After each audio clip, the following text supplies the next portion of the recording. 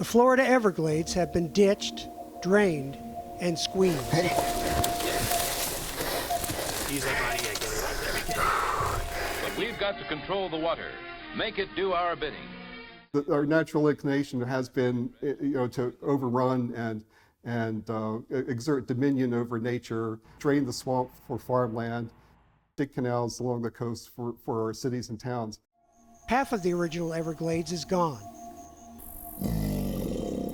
Scientists and engineers have spent the past 20 years and $4 billion trying to preserve what's left.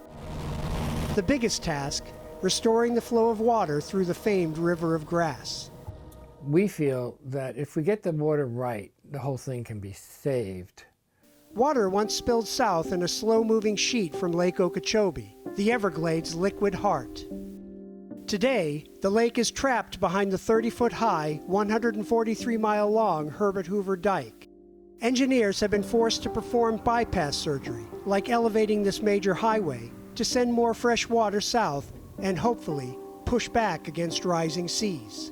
By depriving Everglades National Park of freshwater flow, we've only opened the back door, so to speak, for that sea level rise and saltwater intrusion to make its way further into the Everglades. Invasive species are another challenge. This looks snaky right here. The Burmese python has gobbled up more than 90% of the small mammals in parts of the Everglades. BARTOSZEK and his team at the Conservancy of Southwest Florida have used implants and radio transmitters to track the males, to lead them to breeding-age females. This is the prize. This is what we're after. The team has captured more than 500 snakes, trying to control a population they now doubt they can eradicate. They're ours now. They're here. Everglades restoration depends on finding the right balance. The ongoing work will cost billions more to complete. There is nothing in the world like the Everglades.